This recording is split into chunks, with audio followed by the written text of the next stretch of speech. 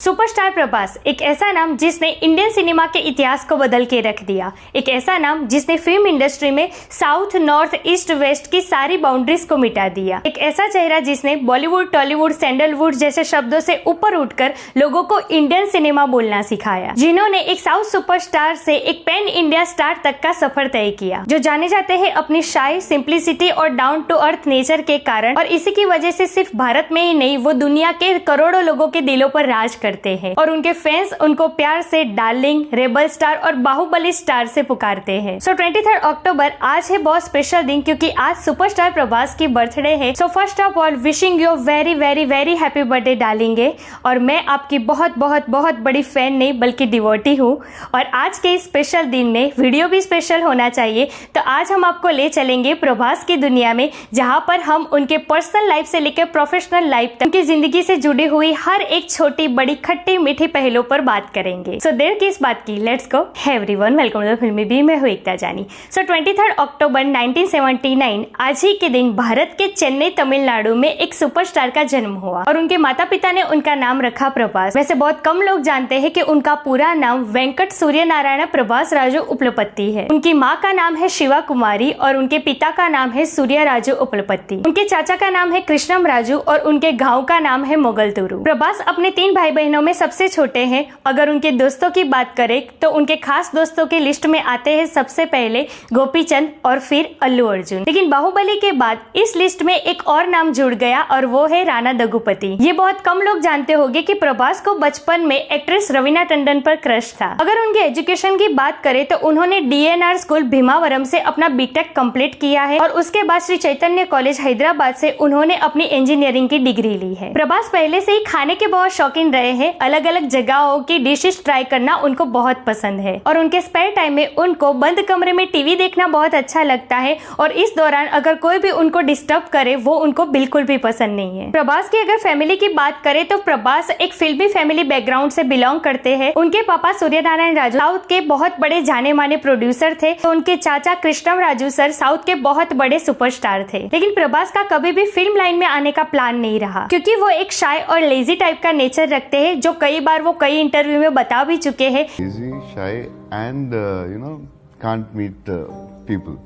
So 3 problems I have. इसके कारण वो ये चाहते थे कि वो एक ऐसा बिजनेस करे जिससे उनका इन्वॉल्वमेंट उसमें कम हो और उनको फ्री टाइम ज्यादा मिले। तो उन्होंने एक रेस्टोरेंट खोलने का सोचा, लेकिन डेस्टिनी को कुछ और ही मंजूर था। उनके चाचा कृष्णम राजू सर, उनको उनमें एक सुपरस्टार दिखाई देता था, तो उन्होंने प्रभास को इंसिस्ट किया फिल्म लाइन में आने के लिए। अपनी चाचा की बहुत रिस्पेक्ट करते थे वो, इसलिए उन्होंने भी इसमें हामी भर दी। और 2002 में ईश्वर मूवी के साथ उन्होंने साउथ फिल्म इंडस्ट्री में डेब्यू किया। ईश्वर बड़े पर्दे पर इतना कमाल नहीं कर पाई, लेकिन उसके बाद उनकी राघवेंद्र मूवी आई, जो भी काफी ठीक ठाक रही। लेकिन फिर 2005 में SS राजामौली ने अपनी मूवी छत्रपति के लिए प्रभास को एज लीड एक्टर साइन किया। ये मूवी सुपर डुपर हिट रही और इसके बाद प्रभास ने अपने कैरियर में कभी भी पीछे मुड़कर नहीं देखा। उसके बाद उन्होंने कई हिट से लेकर सुपर हिट मूवीज की, जैसे कि पौर्णमी, वर्षम, मुन्ना, मिस्टर परफेक्ट और डार्लिंग। और 2012 में उनकी 2 बड़ी मूवीज आई, रेबल और मिर्ची। इस टाइम पर प्रभास अपने कैरियर के पीक पर थे और साउथ के बड़े बड़े सुपरस्टारों में उनकी गिनती होने लगी थी। लेकिन ये उनकी फिल्मी कैरियर की कथा का अंत कहाँ था,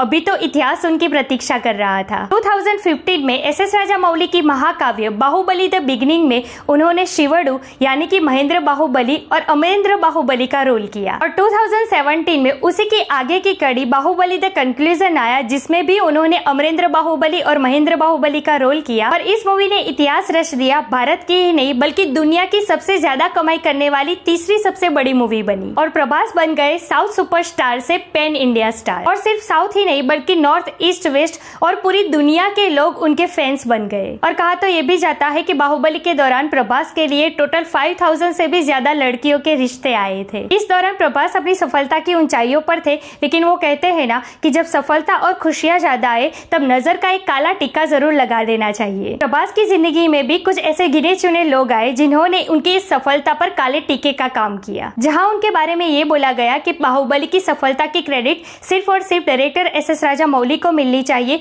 प्रभास के अलावा अगर कोई और स्टार भी होता फिर भी इतनी ही अच्छी मूवी निकल कर आती। So first of all S S. Rajamouli is the great director. आज के टाइम पर उनसे बड़ा कोई डायरेक्टर नहीं है फिल्म इंडस्ट्री में। और प्रभास ने भी इतना अच्छा काम करने के बावजूद भी कभी ये क्रेडिट खुद लेने की कोशिश नहीं की। उन्होंने हमेशा से बाहुबली की सक्सेस के क्रेडिट एस.एस. राजामौली को ही दी है। लेकिन मैं आज बहुत जिम्मेदारी से ये कहती हूँ कि अगर प्रभास जैसा स्टार नहीं होता तो बाहुबली जैसी मूवी भी नहीं बनती। और इसके लिए मेरे पास बहुत सारे कारण है कि क्यों प्रभास को बाहुबली की सक्सेस की क्रेडिट उतनी ही मिलनी चाहिए जितनी एस.एस. राजामौली को मिली है। सबसे पहले प्रभास ने जब बाहुबली द बिगनिंग शाइन की तब प्रभास अपने कैरियर के पीक पर थे। उस वक्त उनको पता नहीं था कि ये मूवी आगे जाके इतनी हिट होगी। आज के सुपरस्टार जो एक साल में 5-5 मूवीज करते हैं सिर्फ और सिर्फ पैसे कमाने के लिए, ऐसे में ऐसा कौन स्टार है जो अपने कैरियर के पीक पे होने के बावजूद भी 5 साल एक प्रोजेक्ट के लिए लगा दे। और सिर्फ इतना ही नहीं, इन 5 सालों में अपने आप को मेंटेन रखने के लिए उन्होंने कितना हैवी वर्कआउट किया है। एक फूडी होने के बावजूद भी उन्होंने कितना स्ट्रिक्ट डाइट किया है,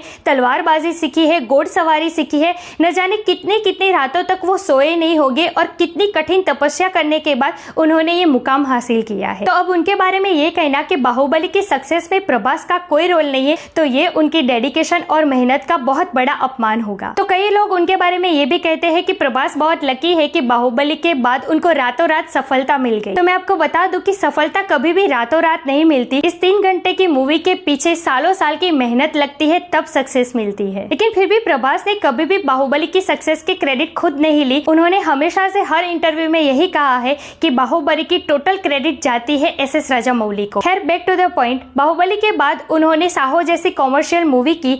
ये मूवी ने कमाई तो अच्छी की, लेकिन पब्लिक से इस मूवी को मिक्स रिस्पॉन्स मिला। अब ये हो सकता है कि सच में ये मूवी एवरेज थी, या फिर ये भी हो सकता है कि बाहुबली के बाद प्रभास से इतनी एक्सपेक्टेशन बढ़ गई थी फैंस की, इसी वजह से साहो उनको कहीं ना कहीं एवरेज लगी। उसके बाद उनकी मूवी आई राधेश्याम और आदि पुरुष, जो फ्लॉप साबित हुई। लेकिन आज के दौर में प्रभास पहले ऐसे स्टार है जिनकी फ्लॉप मूवी भी 400-500 करोड़ रुपए कमाती है। अब बात करते हैं उनके आने वाली कुछ फिल्म के बारे में। इस बार दिसंबर को उनकी सलार मूवी रिलीज हो रही है, जो KGF यूनिवर्स का एक हिस्सा है। अगले साल जनवरी में उनकी कल्कि मूवी रिलीज होगी, जो उन्होंने अमिताभ बच्चन के साथ की है, जिसमें प्रभास ने विष्णु भगवान के 10वें अवतार कल्कि अवतार का रोल प्ले किया है। फिर प्रभास मारुति मूवी की भी बहुत चर्चे है, जो एक हॉरर कॉमेडी मूवी है। उसके बाद उनकी स्पिरिट मूवी के भी बहुत चर्चे है। और हाल ही में डायरेक्टर लोकेश कनगराज ने ये कंफर्म किया है कि आने वाले फ्यूचर में हम प्रभास के साथ एक मूवी करने वाले हैं। ये सब तो बात हुई उनके प्रोफेशनल लाइफ की, लेकिन अब बात करेंगे उनके पर्सनल लाइफ की कि क्यों लोग उनको इतना पसंद करते हैं और लोग इतने पागल हैं उनके लिए। प्रभास जाने जाते हैं अपने काइंड हार्ट नेचर के कारण।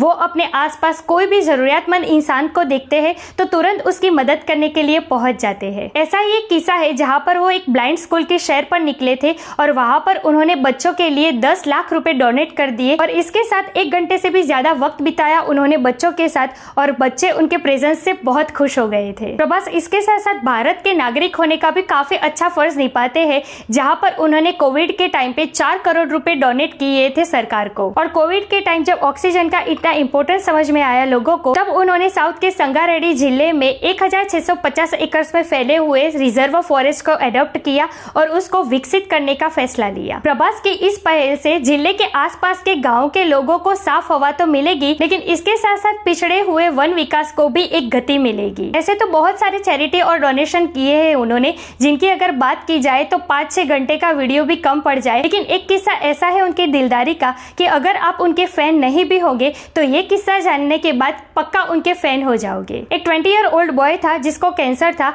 और डॉक्टर ने ये कह दिया था कि वो ज्यादा सर्वाइव नहीं कर पाएगा, लेकिन वो प्रभास का बहुत बड़ा फैन था और वो ये चाहता था कि जिंदगी में एक बार वो प्रभास से मिलना चाहता है। लेकिन जब प्रभास को इस बारे में पता चला तब उन्होंने बीच में ही शूटिंग रोक दी और हॉस्पिटल में उस लड़के को मिलने चले गए और 1 घंटे से भी ज्यादा वक्त बिताया उस लड़के के साथ। उनकी इस जेस्चर से ये साबित होता है कि वो सिर्फ रियल लाइफ हीरो नहीं बल्कि बहुत बड़े रियल लाइफ हीरो है। अगर उनके अचीवमेंट की बात की जाए तो उन्होंने बहुत सारे नेशनल अवार्ड जीते हैं। इसके साथ साथ साउथ के वो पहले ऐसे सुपरस्टार है जिसका wax statue Madame Tussauds Bangkok में लगाया गया है, जिस मामले में उन्होंने सुपरस्टार रजनीकांत और कमल हसन को भी पीछे छोड़ दिया है। अगर उनके पर्सनल लाइफ की बात करें तो आज भी प्रभास साउथ के मोस्ट एलिजिबल बैचलर है, लेकिन उनकी शादी की खबरें हमेशा से सुर्खियों में रही है। उनका नाम उनकी कई को एक्ट्रेस के साथ जोड़ा गया, वो जिस मूवी में जिस हीरोइन के साथ काम करते हैं उसी के साथ उनकी लिंकअप की खबरें आना शुरू हो जाती है। लेकिन हमेशा से प्रभास ने इन खबरों को डिनाई किया है और उन्होंने यही बताया है कि वो अभी भी सिंगल ही है। लेकिन उनके फैंस और फैमिली को उनकी शादी के लिए बहुत उम्मीदें हैं और वो यही चाहते हैं कि जल्द से जल्द अब प्रभास शादी कर ले। तो अब इंतजार यही रहेगा कि कब प्रभास सिंगल से मिंगल हो जाते हैं और देश के ही नहीं बल्कि दुनिया के लाखों करोड़ों फीमेल फैंस का दिल तोड़ते हैं। सो या that's it today's video. I hope आपको ये वीडियो पसंद आया होगा और वीडियो में अगर बोलने में या कुछ भी जानकारी में अगर मुझसे कोई चूक हो गई हो तो प्रभास और उनके फैंस से मैं दिल से माफी मांगती हूँ। Once again wish you a very very very happy birthday Prabhas. अब जियो हजारों साल और साल के दिन हो 50,000 50 लाख। अगर आपको ये वीडियो पसंद आया हो तो इस वीडियो को इतना शेयर करो कि प्रभास के बर्थडे तक ये वीडियो उन तक पहुंच जाए और प्लीज हमारे चैनल को सब्सक्राइब कीजिए। मैं मिलूंगी बहुत जल्द आपको एक नए वीडियो के साथ। तब तक प्लीज आपका बहुत ख्याल रखिएगा। जय हिंद।